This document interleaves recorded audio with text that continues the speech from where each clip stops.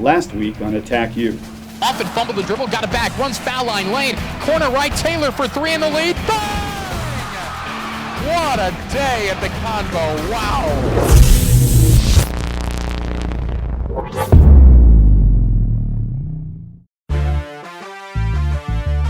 While DJ Cooper is the Bobcats' undisputed point guard, sophomore Stevie Taylor fills a unique and important role off Ohio's bench.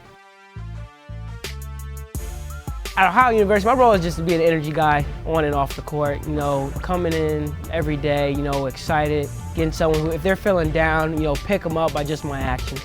I think he has a great demeanor about him. He comes with a lot of life and a lot of excitement. He gets happy for other people's success. He's happy for his. He's just, he's kind of a ball of energy.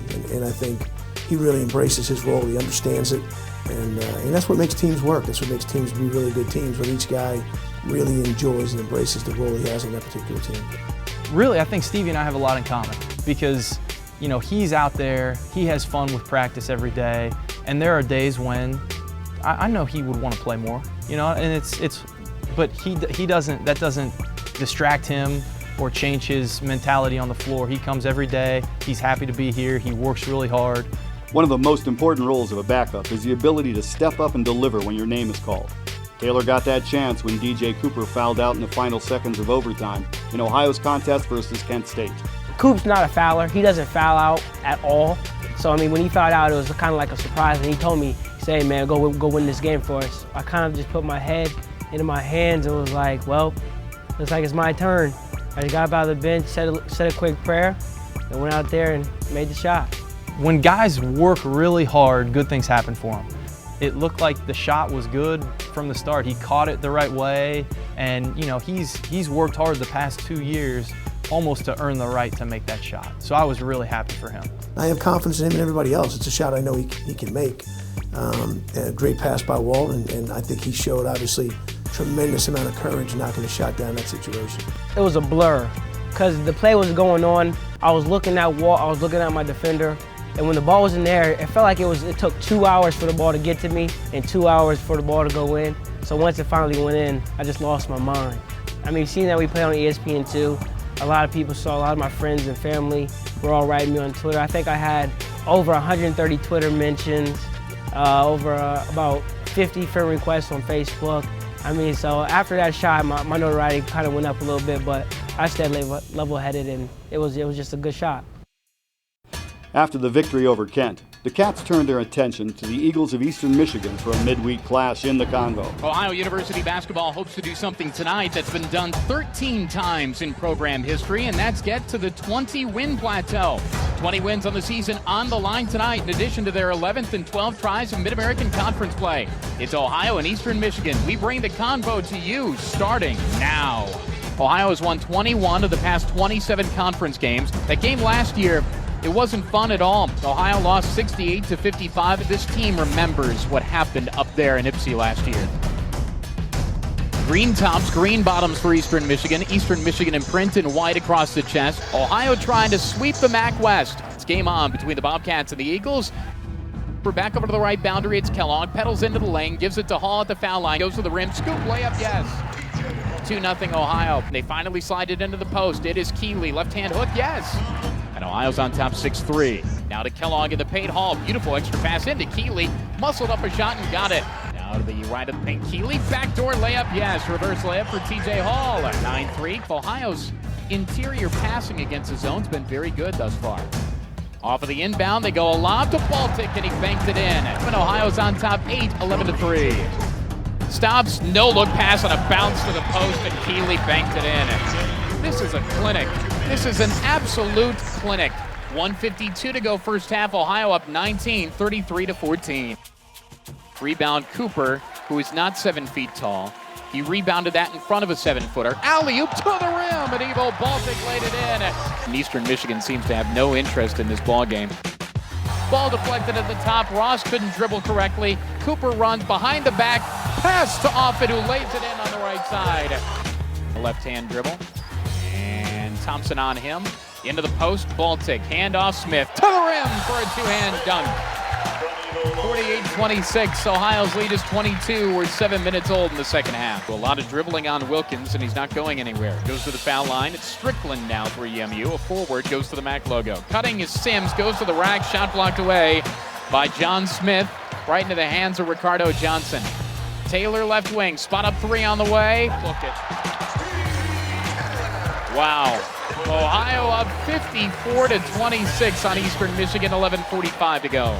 I don't think we've seen Ohio play this well against a zone in the 5 years that we've worked together. Sims to the rack, shot blocked away by Smith, out of bounds. Hall broke the pressure, gets it to Keeley, who looped it in with the right hand, counted in a foul. Reggie Keeley was baseline left. Ohio 57, Eastern Michigan 36, 6:43 to go for the game. Ohio is making this thing look easy. This is a clinic against the zone. Ohio didn't allow the zone to be set up there because of the pace.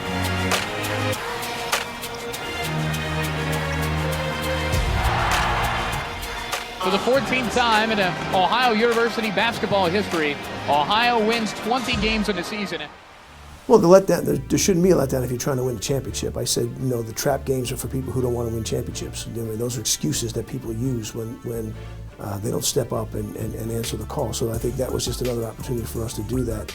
It was really a unique couple days of preparation. It was probably as focused in as we've been. And I, you know, we were talking as a staff before the game that, you know, we seemed really ready to play. And I thought we took that to the court.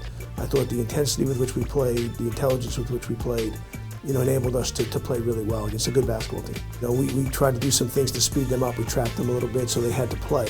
And really, on the other side of the floor, you have to get the lead. So you took a little bit of, put a little pressure on us, rather, to come out and execute from the beginning. And we were fortunate. We scored on 7 of the first 8 possessions, so that had to get them to rethink the way they were approaching the game. And then once we were able to get the ball and push it out in transition, obviously that's when we're at our best. With time winding down in the win over EMU, senior David McKinley checked into the game amidst cheers and applause from the Convo crowd. While his minutes on game day are usually reserved for blowouts, the walk-on from Dublin has made a name for himself during his time in Athens with his relentless work ethic and likable attitude. It doesn't hurt that he can also light it up from deep. Goff to McKinley on the right, jumps up a three. Bang! The likable senior walk-on splashes it down, 71-47 Ohio. I think everybody, coaching staff respects him, players respect him, just how he approaches it, how he goes about it, how helpful he is to every single person. He's on our scout team. He plays unbelievably hard on our scout team. It gives us a really, really good look. It's a situation a lot of people don't get to see, you know, how those guys help us prepare by running the other team's stuff and running it very efficiently. So when the game comes, our team is prepared. D-Mac's great. I mean, there's, like, whenever you think of a college walk-on and what you would want that person to be, like, his name should be in the dictionary. I mean, it's, you know, his picture should be in there. I mean, he does anything and everything we want of him. Freshman year, you know, I kind of just showed up to practice, filled in where they needed me to. I actually would get minutes here and there because we were a little short on point guards, give DJ a blow a little bit. And the last couple of years, I haven't seen as much court time, but I've been called on to do more stuff in practice, and I've been voted captain the last 2 years. And so I've tried to take on more of a leadership role, leading by example, but also talking to guys and leading that way too. I can get along with everyone, you know. I try to talk to everyone, ask them how they're doing, all that stuff, and I just try to do the right thing as much as I can, and I think through that they gain respect for me. The biggest thing, and it's hard for people to grasp, is that he doesn't complain at all. You know, when you're in that spot, it's so hard, you know, because anytime, whether it's a basketball walk-on, whether it's someone who's the low man at the totem pole at their job, it's very easy to complain, to want more, to want a bigger piece, which that's human, that's normal, but he accepts his role at the highest level, and he does everything he can to have our team be successful as opposed to anything for his own personal accolades, which is really, really commendable. I think he's a really good player. He goes in and shoots the basketball. I'm like the least surprised person in the gym when it goes in. I see him do it every day. You know, it comes because he works so hard. He's the first guy on the court. He works on his jump shot. He's a good ball handler. He's a tough kid. He really, really understands. When you teach some things on the court, D-Mac gets glued in, and he'll pick it up right away in practice. And he's a great guy to demonstrate and watch, especially for a new guy like a Travis Wilkins. In terms of our position defense, he can watch D-Mac and learn exactly where he needs to be. While most of Ohio's coaching staff is new to Athens, Bobcat fans do have one familiar face on the bench. Aaron Foose served as director of basketball operations under John Gross for 4 years. And when Jim Christian took the reins, it was the perfect time to make the jump to assistant coach. I was the director of operations for the past 4 years, and I had, individual aspirations to hopefully be an assistant coach someday. And so when the coaching change happened, I could have gone and had the same role there at Illinois, but this was really a great fit once I had a chance to sit down and talk to Coach Christian. It was probably a unique and difficult situation for him because sometimes, when a program has success, you want to stay with the people who have been very successful, but at the same time, you want to elevate your career. And as I got to know him, I was so impressed with all the different things he brought to the table. His knowledge of our players, his knowledge of our program, his knowledge of the system here. Even though he wasn't on the floor coaching, he was so unbelievably knowledgeable about what they did, the way it was taught. Our coach was just a great coach to play for. He was with us last year, and now that he's actually a coach for us, we all like Coach Foose. Oh, Coach Foose is awesome. When he was the director of basketball ops, he was just probably the hardest working guy in the whole program. He's always watching film, always getting guys up extra shots after practice, before practice, whenever he can. Well, I think he's got a great relationship with our players. There's a lot of familiarity there. They've been through a lot of battles together, a lot of great times together. So I think that's something constant that they have with them, and I think he's gone out of his way and really worked hard at developing relationships with those guys. Seeing a familiar face at practice every day for the first couple of times, and just being a connection between us and the new staff at first was definitely a big help. I like to bring a lot of energy to the floor, whether or not it's games or practice. Just because that's kind of who I am. I like to have fun, but I'm not necessarily a get in your face, yell at you guy. I try to pull guys aside more in practice and talk to them individually, right now, and then just make sure that just bring some energy out there. Let's go, Goff! Energy is putting it lightly. Let's go, Denver!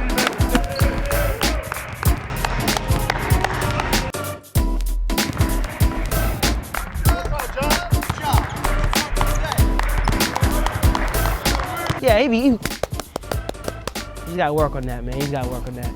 He's always clapping, and then during games he has his clipboard, and he always puts it up right by his face and just claps on it like that. Just every good play, every basket, just clap it on his clipboard. It's probably just a habit at this point that he does it. He probably started doing it when he was, a GA at Ohio State, a manager at Ohio State, and he probably just kept doing it. I don't know. I don't know when I started that or what I don't know. Maybe I need to stop that. I don't know. But I've just always done that. That's kind of, I get excited and like to, give a couple good claps. I know my wife always gives me a hard time out there, during the games, why I'm clapping so much. We always have fun joking around about it, but I don't know. I guess that's the way I bring some energy. I think he's just a happy guy clapping, but he's got some issues, but hey, it's okay. Every February, college basketball takes a break from conference play for the ESPN Bracket Busters. The games are designed to give teams a chance to increase their strength of schedule by picking up one more quality out-of-conference opponent. Ohio's draw for 2013, the Belmont Bruins in Nashville, Tennessee. Well, for us, it's a great opportunity to get to be on national TV. These kids look forward to that. We're playing a great basketball team in Belmont, obviously, a team that's in first place in their division. We're trying to be first place in our division. So, it's a good step away for a moment, get on national TV, and then kind of get regrouped as you finish the season out. It's a big game, I think, because you're playing a great team. It's no bigger game than the other great teams that we played. Because again, the most important games for us are the remaining MAC games. That's what our first goal, and the goal right in front of us is to win the regular season conference championship. That's still on the table for us, and we have to do everything we can, to keep that on the table and make ourselves prepare and live day by day to get that goal. While coaches and players get most of the publicity and credit, a team's director of basketball operations plays a key role in the day-to-day organization of a basketball program. Chip Cunningham is in his first year as Ohio's DBO after serving as a manager with Coach Christian's staff at TCU. Bus rolls at 2 p.m. Their itineraries in your locker right now, 11:30 a.m. practice. It's a very difficult job because you're kind of responsible for everything non-basketball related, and that's a huge umbrella. And I think that you have to have somebody who kind of can almost forecast problems, and with the understanding that if something goes wrong, it's usually his fault. So you have to have somebody with thick skin. You have to have somebody who can kind of think on his feet a little bit. It's a tough task, and we've all done it. We've all done that job. Nobody's enjoyed it. The difficult part about that job is you have the 15 players on the team, the 6 or 7 assistant coaches and or GAs, and everyone has input, which is great. That's fine. That comes with it. But you have to keep all those people happy. You have to manage all those different people, and I think that's a challenge. So it's kind of a thankless job. But he's done a great job, grabbing a hold of that and just accepting, the fact that he's going to really work as hard as he can, make sure everything's right and in place, and that's going to help our team win. Right now, I'm just going through the itinerary so that for the rest of the day, I kind of have an idea of what's going on and I can sort of get ahead of things. So I'm going to go through my itinerary and call every destination we're going to and make sure that they're ready for us. Because anytime you arrive with a 32-person travel party, they got to be ready for you because we try and get in and out of everything as quick as possible. Now I'll text everyone sort of the hourly itinerary, so everyone gets a paper itinerary and an email copy of the itinerary, and then just as a reminder, I will text them every hour, like what's coming up this hour. Okay, we need to be here at this time. Sims, hey, I've got a map and I've got a FedEx Kinko's for you. Now we're getting on the bus. We're gonna go get some Gatorade and our scouting report.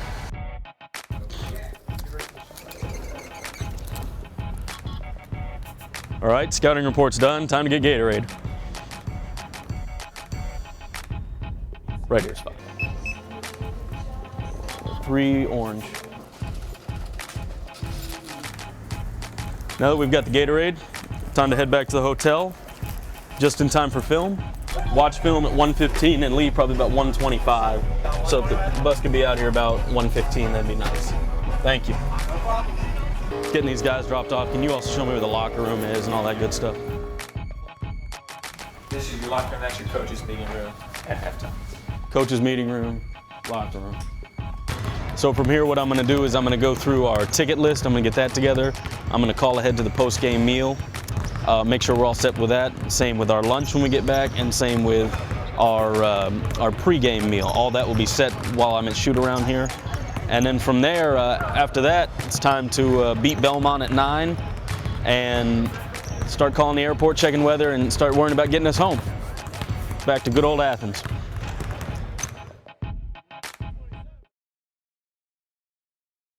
It's time for the Bracket Buster. It's a good matchup. It's Ohio and Belmont. And our coverage from Music City, USA starts now.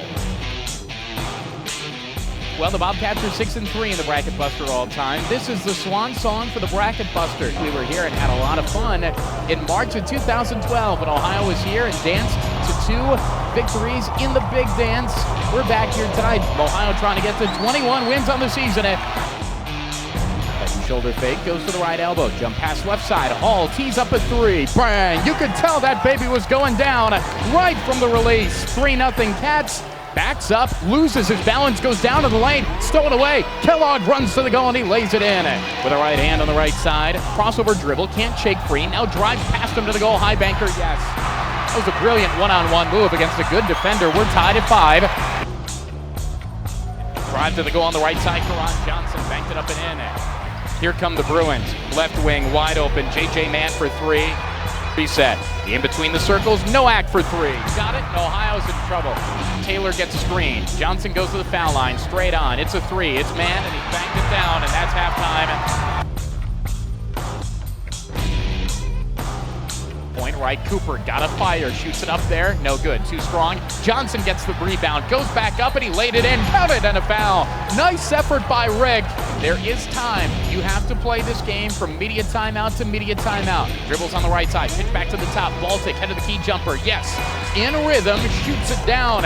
You need another stop. You need a lot of them. Into the post, extra pass, right side man for three, yes. Drives baseline left, drives into the paint, looped it up and in. Loop passed off it, handoff, banking layup, yes. Go on the left. For Trevor Nowak, it's 18. It's one more than what they had at halftime.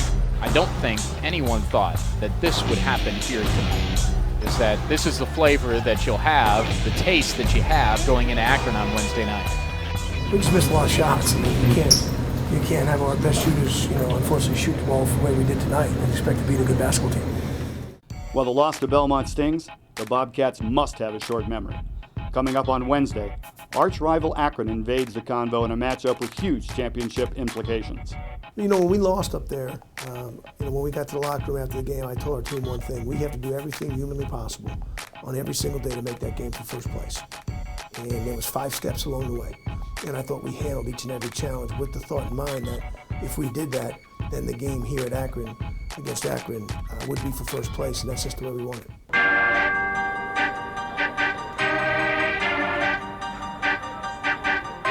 Today we are painting the wall uptown here on campus. We're going to be painting it to advertise the upcoming game, the battle for the MAC. Number 2 in the MAC Ohio, number 1 in the MAC Akron. So we're going to get after it here and try to advertise the game. Let's go.